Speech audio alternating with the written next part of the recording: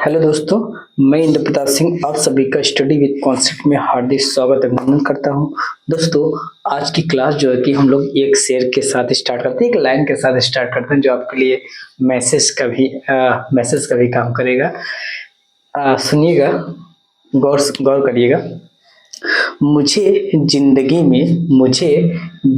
में कुछ इस तरह आपका साथ चाहिए। मुझे जिंदगी में कुछ इस तरह आपका साथ चाहिए, जैसे भीड़ में एक बच्चे को माँ बाप का साथ चाहिए। तो दोस्तों, इस लाइन को बोलने का एक ही मतलब था, एक ही अर्थ है दोस्तों कि क्या करना है कि आपको थोड़ा सा इस चैनल को थोड़ा सा ग्रो करें, इसको थोड़ा सा बढ़ाएं, अपने दोस्तों में ज़्यादा से ज़्यादा शेयर करें। इसका एक ही मतलब था दोस्तों। थोड़ा सा हम लोग कल की वीडियो के बारे में चर्चा करते हैं। चर्चा ये करना था कि कल जो है कि थोड़ा सा वॉइस की प्रॉब्लम थी। आई थिंक मैं बोलते जा रहा था, यहाँ से तो माइक आपको मतलब चल रही थी और ये जो कनेक्ट था ये डिस्कनेक्ट हो गया था। मतलब कि इस तरीके से जो आपको वॉइस सुनाई दे रहा था मेरा, वो फोन का आवाज था, माइक का उसमें कोई रोल नहीं था। माइक तो एक मीडियम था लेकिन उसका कोई रोल नहीं था दोस्तों। तो दोस्तों, हम लोग क्या करते हैं कि आज पिछली वाली वीडियो को अच्छे तरीके से समझ के, मतलब कि पिछली वाली वीडियो में लोगों ने जो कंटेंट डिलीवर किया था दोस्तों, उसको थोड़ा सा एक बार रिवाइज कर लेंगे, जिससे जिसको जिन बच्चों को या फिर जो हमारे साथी हैं उनकी ये बातें थोड़ा सा, हमारी बातें स्पष्ट नहीं होंगी, तो उसको आज हम लोग थोड़ा सा स्पष्ट करने का प्रयास करते हैं। दोस्तों, हम लोगों ने कल बताया था, हम लोगों ने 4 चैप्टर को एनसीईआरटी के 4th 1 चैप्टर को खत्म कर लिया दोस्तों। हम लोग 5th 1 चैप्टर को डील कर रहे हैं, यानी एनसीईआरटी के 5th 1 चैप्टर को दोस्तों डील कर रहे हैं। उसमें जो कि दोस्तों हमने बताया था कल की वीडियो में कि फर्स्ट 1 चैप्टर में दोस्तों हम लोगों ने पढ़ा था, हम लोग फर्स्ट 1 चैप्टर में दोस्तों what, where, how and why, ये फर्स्ट 1 चैप्टर था। सेकंड 1 चैप्टर में स्किल गैदरिंग एंड हंटिंग के बारे में सीखा था। और थर्ड 1 चैप्टर में दोस्तों इन द अर्ली सिटीज के बारे में समझा। और फोर्थ 1 चैप्टर में दोस्तों हम लोग वैदिक कल्चर को देखने और समझने का प्रयास किया था दोस्तों। आज हम लोग 5th 1 चैप्टर के साथ उपस्थित हुए हैं और उसका दोस्तों नाम है, आप गौर करिएगा, देखिएगा, चैप्टर नंबर 5th है। क्या है दोस्तों? किंगडम्स। आई होप आपको विजुअल होगा। किंगडम्स या किंगडम क्या है दोस्तों? किंगडम, किंग क्या है? Kingdoms, king and kingdoms, king and early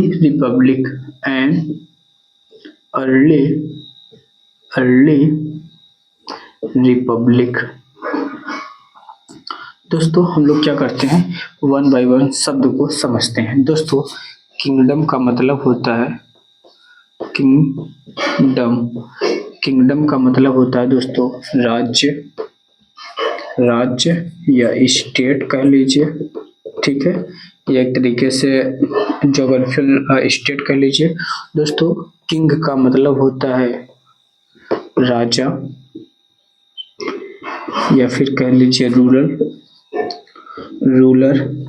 इसी को हम दोस्तों हिंदी में बोलते हैं शासक, ठीक है दोस्तों। और रिपब्लिक का मतलब होता है दोस्तों एन इलेक्टेड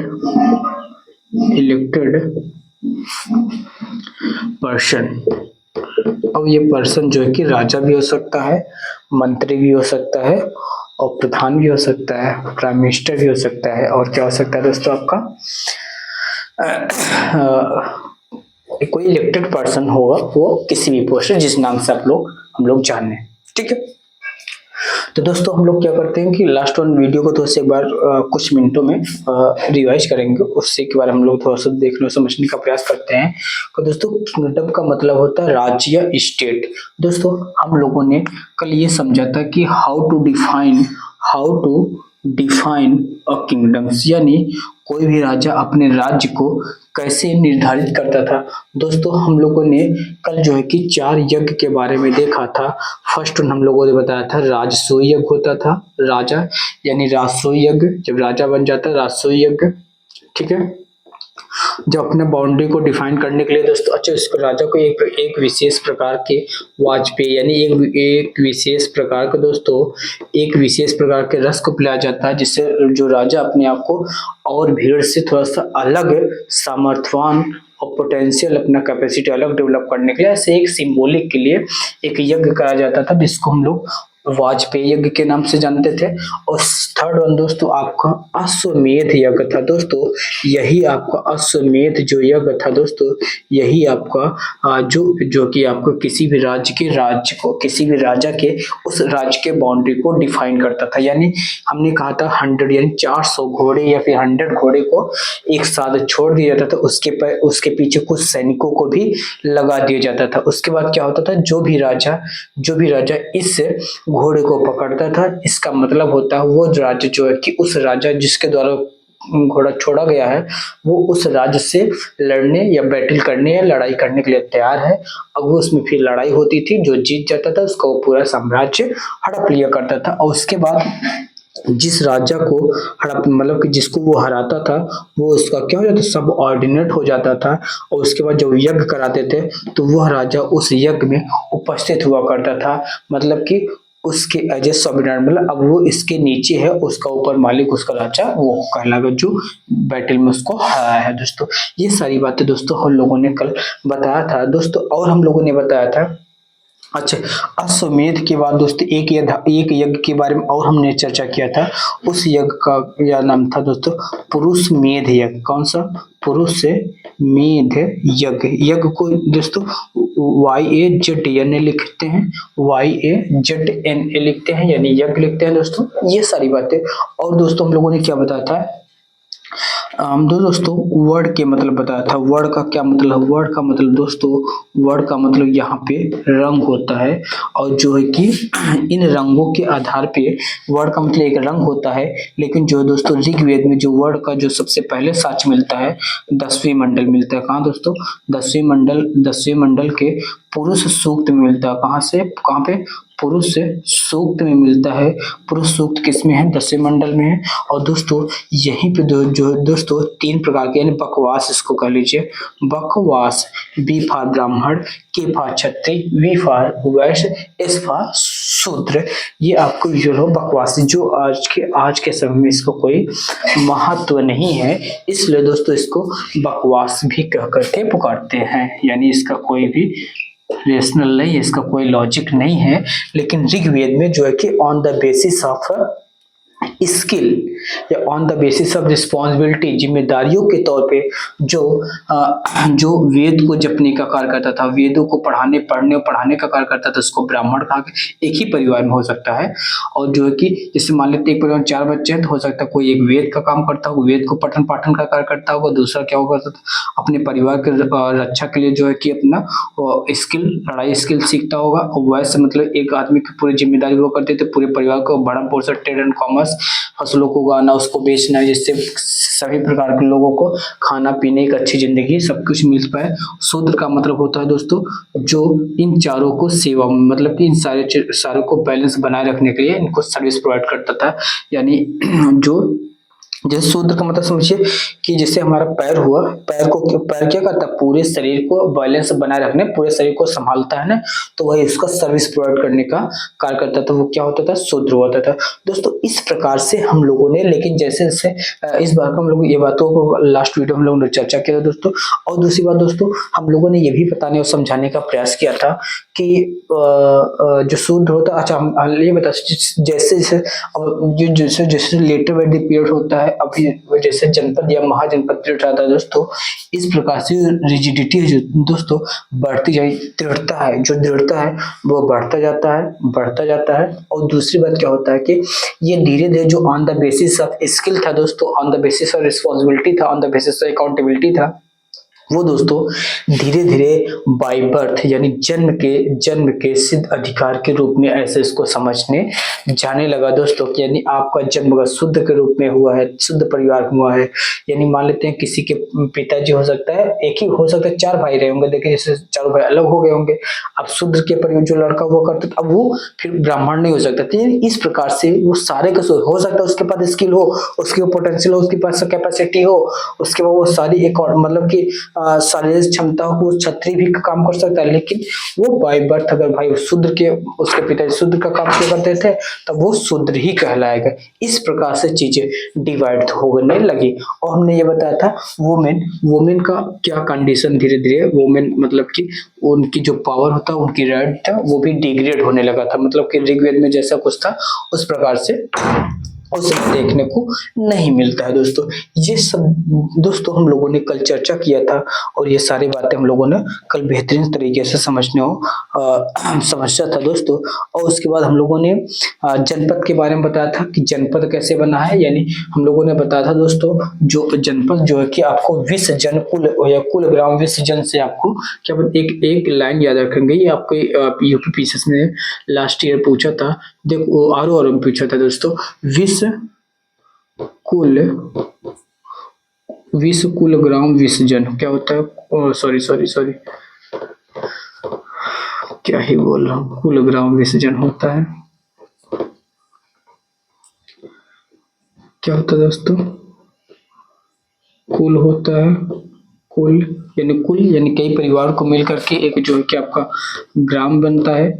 और कई सारे ग्राम बन के दोस्तों ये विश्व बनता है। इसी विश्व को दोस्तों जन के नाम से भी जानते हैं। जैसे हमने यदु ट्राइब को देखा था, कुल ट्राइब को देखा था, और ये लोग जिस स्थान पे रहते थे उसकी ज्योग्राफिकल एरिया को जन के नाम से, जनपद के नाम से दोस्तों जानते थे। आई होप समझ गए होंगे। विश्व का मतलब एक group of village where they were reside, यानी वो स्थान, वो भौगोलिक स्थान जहाँ पर ये लोग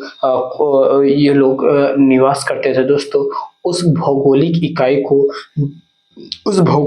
को दोस्तों जनपद कहा जाता था। क्या कहा जाता था दोस्तों, जनपद कहा जाता था दोस्तों। और हम लोगों ने ये भी बताया और समझाया था कि उस समय का खान पान का क्या तरीका था, मतलब खान पान का क्या तरीका था, क्या खाते थे, क्या उगाते थे, और किस प्रकार से वो बर्तन थे, वो हम लोगों ने भी देखा था दोस्तों। मैं आपको बताना चाहूंगा कि उस समय के जो बर्तन थे वो PGW थे, यानी पेंटेड ग्रे वेयर थे। क्या था दोस्तों, पेंटेड ग्रे वेयर थे, यानी अच्छे तरीके से पॉलिश हुआ करते थे। वो मेटल के भी बने होते थे और मृत्यु भांड यानी मिट्टी के भी बने होते थे। उस पर बहुत अच्छे तरीके से कलाकारी, फूल पत्तियां भी बनी हुआ करती थी। उस समय जो दोस्तों जो लोग खेती करने का जो मीडियम था, माध्यम था दोस्तों, वो जो है कि आपका एग्रीकल्चर प्रोडक्शन ऑफ फार्मर जो है कि wheat, rice, barley, oilseed, linseed, ragi, ये सभी फसल दोस्तों उस समय भी उगाया जाता था। ठीक है दोस्तों। अब हम लोग दोस्तों कल हम लोगों ने यही सब डिस्कस किया था। हमने एक बार क्या किया कि थोड़ा सा आवाज की प्रॉब्लम थी, तो दोस्तों हम लोगों ने अभी क्या किया, कुछ मिनटों में हम लोग क्या किया, तो लास्ट वन लेक्चर को बेहतरीन तरीके से रिवाइज कर लो, बल्कि हम लोग कुछ और एक्स्ट्रा ही इनपुट करने का प्रयास किया। अब हम लोग दोस्तों क्या करते हैं कि नेक्स्ट वन हेडिंग को समझने और सीखने का प्रयास करते हैं दोस्तों। बहुत ही लूसेंट लैंग्वेज में दोस्तों मैं आपको बताने और समझाने का प्रयास कर रहा हूँ दोस्तों। इस चीज को आप लोग समझिएगा। आपसे एक हम्बल रिक्वेस्ट है दोस्तों, अगर आपको वीडियो अच्छी लग रही है तो जिन्होंने अभी लाइक नहीं किया है लेक्चर में डूब जाए या लेक्चर को देखे और स्किप कर जाए, उससे पहले मैं आपसे विनम्र निवेदन करता हूं दोस्तों, वीडियो को क्या करें, लाइक करें। अगर आपको वीडियो नहीं पसंद आती, आप डिसलाइक करना चाहते हैं तो उसका रीजन जरूर बताएं कि हमने इस वीडियो को क्यों डिसलाइक किया। अच्छा, ये चीज करेंगे तो सिर्फ और सिर्फ आपको सिर्फ फीडबैक में। अच्छा दोस्तों, मैं मतलब ये बात समझ लीजिए, अगर आप डिसलाइक करते हैं उसके बाद कारण देते हैं, इससे क्या होगा, आपकी रीजनिंग पावर भी क्या होगी, इनहेंस होगी, डेवलप होगी। कि आप किसी चीज को डिसअप्रूव कर रहे हैं या जिस चीज को डिसलाइक कर रहे हैं दोस्तों, उसके पीछे आपके पास एक स्ट्रॉन्ग कारण है। चाहे स्ट्रॉन्ग कारण, जैसे मान लेते हैं आपको प्यास नहीं लगी है, आपको कोई पानी पिलाया जा रहा है, मतलब पानी दे रहा है कि लीजिए पी लीजिए, तो आपके पास स्ट्रॉन्ग कारण है ना कि नहीं पानी क्यों नहीं पीऊंगा। तो उसी प्रकार से अगर आप इस वीडियो को डिसलाइक करते हैं, मेरा कोई भी प्रॉब्लम हो दोस्तों उसको बताएं, जिससे मैं उसको बेहतर और सुधार करूँ, जिससे क्या हो आपको वो समस्या फिर नेक्स्ट वीडियो में ना हो। मैं वो पूरी कोशिश करूंगा आपके हर एक रिकमेंडेशन को इम्प्लीमेंट करने की दोस्तों। तो दोस्तों आई होप हमारी भावनाओं को आप सम्मान करेंगे, आप अपनी नैतिक जिम्मेदारी को भी निर्वहन करेंगे। यह मेरी हमेशा से आपसे आशा और एक उम्मीद रहती है। आप हमें कभी निराश नहीं किए हैं, मैं आशा करता हूँ आप हमें कभी निराश भी नहीं करेंगे दोस्तों। चलो हम लोग ज़्यादा बातें ना करके कुछ काम की बातें करते हैं। वैसे हम लोग सारी बातें काम की ही करते हैं, बस फजूल की बातें नहीं करता दोस्तों। हम लोग देखते हैं महाजनपद, क्या दोस्तों देखते हैं महाजनपद, महाजनपद देखते हैं क्या दोस्तों, महाजनपद। अच्छा एस लगा देंगे तो क्या हो जाएगा, प्लूरल हो जाएगा।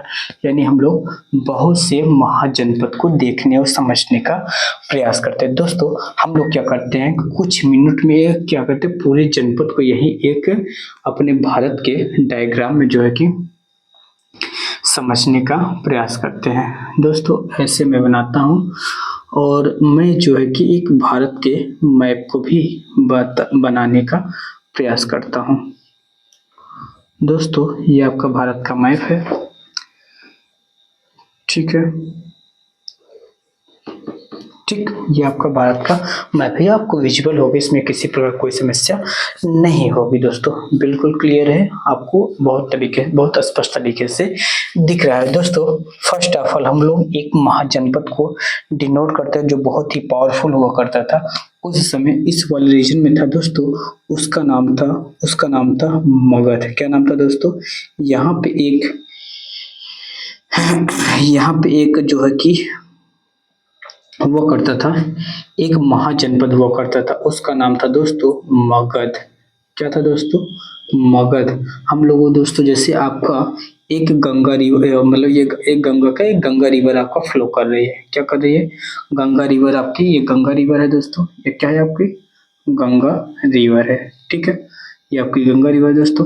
जो इसकी नॉर्थ पार्ट में, यानी जो नॉर्थ पार्ट गंगा रिवर का जो नॉर्थ पार्ट है दोस्तों, उसे हम लोग किस नाम से जानते हैं, मिथिला के नाम से जानते हैं। किसके नाम से जानते हैं दोस्तों, मिथिला के नाम से जानते हैं। और जो गंगा के साउथ एरिया है, जो साउथ वाला रीजन है दोस्तों, उसी को हम लोग जो है दोस्तों मगध के नाम से जानते हैं। किसके नाम से, मगध के नाम से जानते हैं दोस्तों।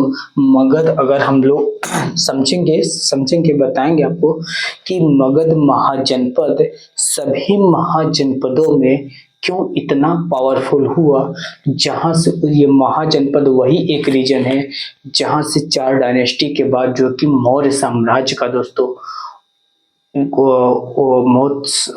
मौर्य साम्राज्य का उद्गम होता है। और वो मौर्य साम्राज्य जो है कि भारत का नहीं अपितु आउट ऑफ इंडिया, मतलब कि इंडिया का जो सब कॉन्टिनेंट पार्ट था, जैसे आपका पाकिस्तान, अफगानिस्तान और इस तरफ साउथ इंडिया तक दोस्तों पेनिट्रेट करने, यानी ये पूरा भारतवर्ष दोस्तों, ये पूरा उस समय रीजन तक फैला हुआ था दोस्तों। उसको हम लोग देखेंगे, बहुत बेहतरीन तरीके से दोस्तों समझने का प्रयास करेंगे।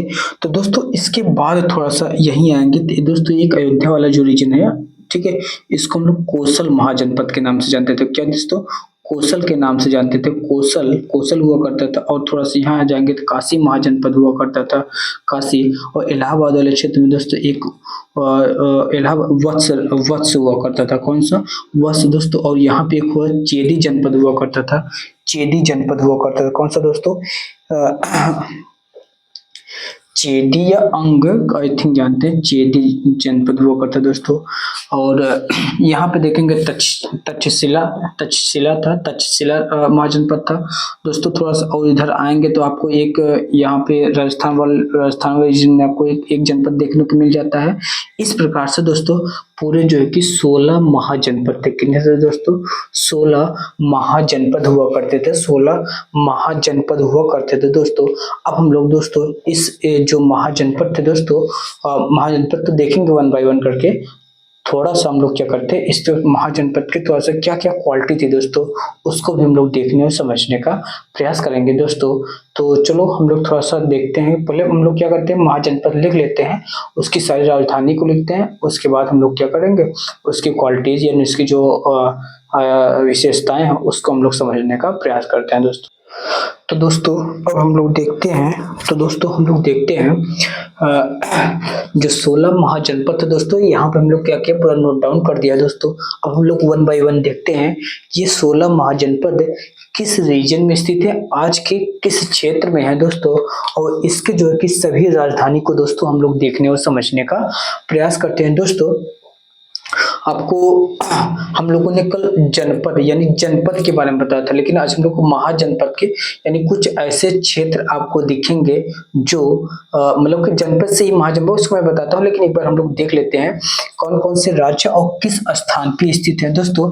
हमने कहा जो यहाँ पे चेदी के बताता हूँ दोस्तों, गलत है, वो वहाँ पे अंग है। कौन सा दोस्तों, अंग है।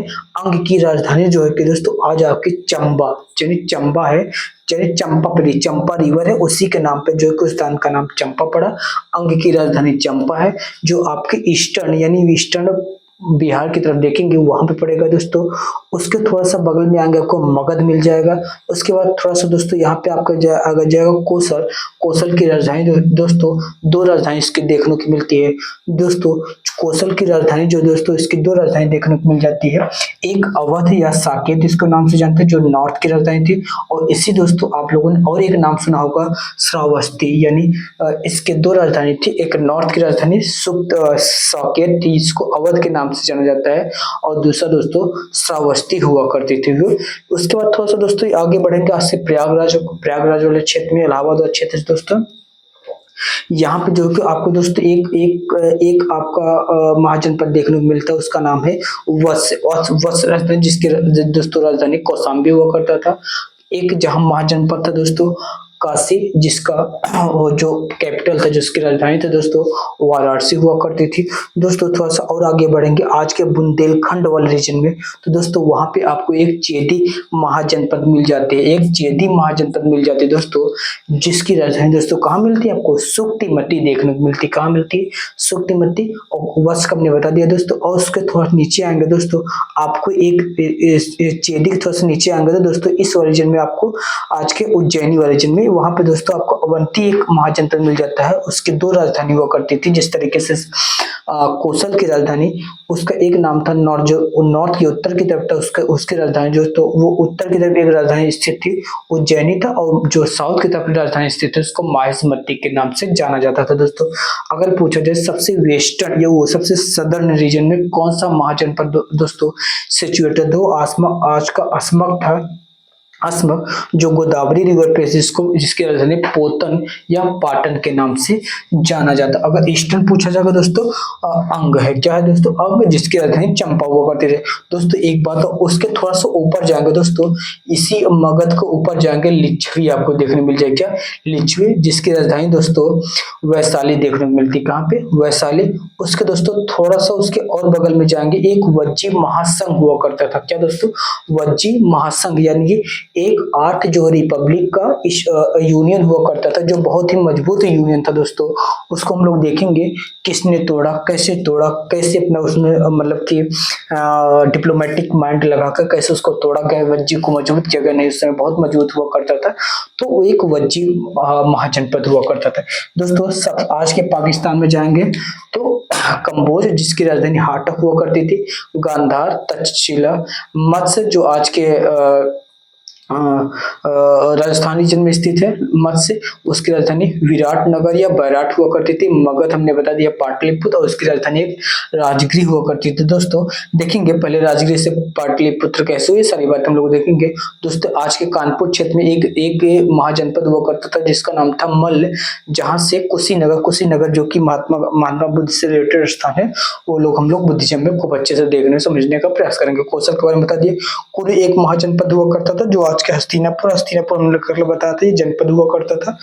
अब उसके बाद धीरे धीरे ये जो कि एक कुरु महाजनपद का जो है कि राजधानी कहलाया है, जिसको इंद्रप्रस्थ आज के दिल्ली वाले रीजन के आसपास, दिल्ली के जो आसपास रीजन है उसको हस्तिनापुर या पुराने समय में इंद्रप्रस्थ कहा जाता था। सूरसेन, मथुरा, पांचाल, काम्पिल्य, लिच्छवी बता दिया, अंग बता दिया। दोस्तों इस तरीके से हम लोगों ने 16 पूरे 16 के 16 महाजनपद को दोस्तों देखने और समझने का प्रयास किया। दोस्तों अब हम लोग इस महाजनपद के कैरेक्टरिस्टिक को 5-6 मिनट में दोस्तों देख लेते हैं और समझ लेते हैं।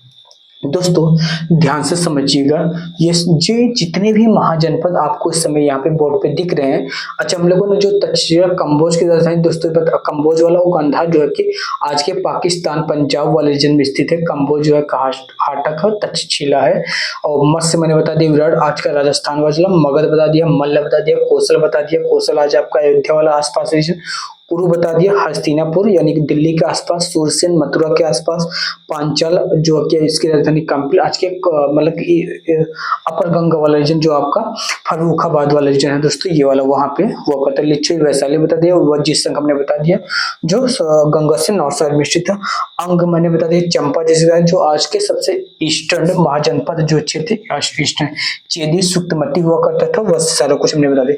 दोस्तों अब हम लोग तो इस महाजनपद के कैरेक्टरिस्टिक को देखने और समझने का प्रयास करते हैं। दोस्तों इसका दोस्तों महाजनपद का जो कैरेक्टरिस्टिक, ईच महाजनपद और 45 विद ह्यूज वॉल, यानी जितने भी महाजनपद दोस्तों ये जो है कि ज्यादातर क्या होते थे, बहुत ही मोटी मोटी किले के माध्यम से उसको घेर रखा था। इसका मतलब कि दोस्तों जैसे आज जो कि हम लोग घर बनवाते हैं तो एक घर के आसपास में एक मतलब कि बाउंड्री टाइप का डेवलप कर लेते, उसी प्रकार से 45 जब बहुत बहुत ऊंची दीवारें और उसको बहुत सिस्टमेटिक ढंग से डेकोरेटेड किया करता था।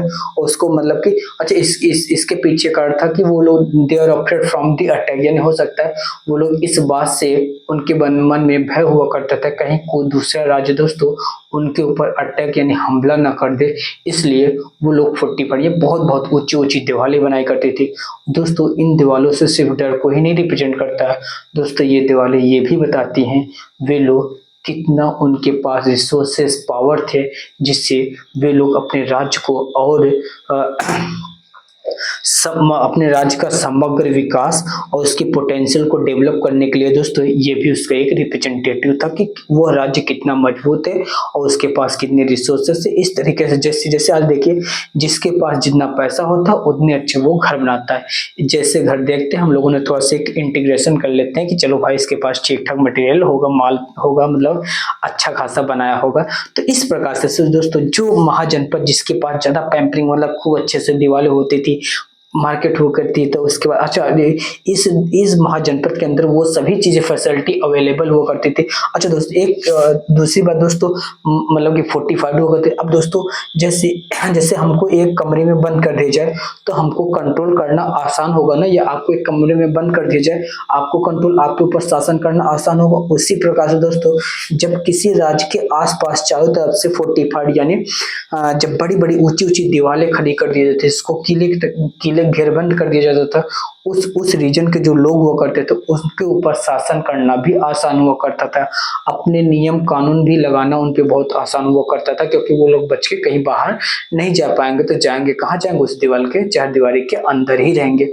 तो दोस्तों इस प्रकार से और जो है कि बहुत से जो महाजनपद है दोस्तों ये मोस्ट ऑफ द रिवर के आसपास स्थित है। जैसे हम लोगों ने लास्ट वन वीडियो में देखा और समझा कि जो अच्छे अच्छे जो सिटी होती है दोस्तों, आज भी देखो जितनी भी सिटी हैं most of the way they are situated on the bank of the river, वो किसी न किसी नदियों के आसपास ही स्थित होते हैं, जिससे अच्छा नदियों से हमने बताया था ट्रेड करना आसान होता है, और उसके बाद कोई अटैक करता है एक प्रकार से वो नेचुरल फ्रंटियर का काम करता है। दोस्तों ये भी कारण थे दोस्तों, इसको हम लोग और बेहतर नेक्स्ट वीडियो में दोस्तों सीखने और समझने का प्रयास करते हैं। दोस्तों आपने इस वीडियो को बहुत ध्यानपूर्वक समझा दोस्तों, इसके लिए हम आपको तहे दिल से शुक्रिया करते हैं। दोस्तों हम लोग नेक्स्ट वीडियो में मिलेंगे, तब तक के लिए दोस्तों जय हिंद जय भारत, थैंक यू।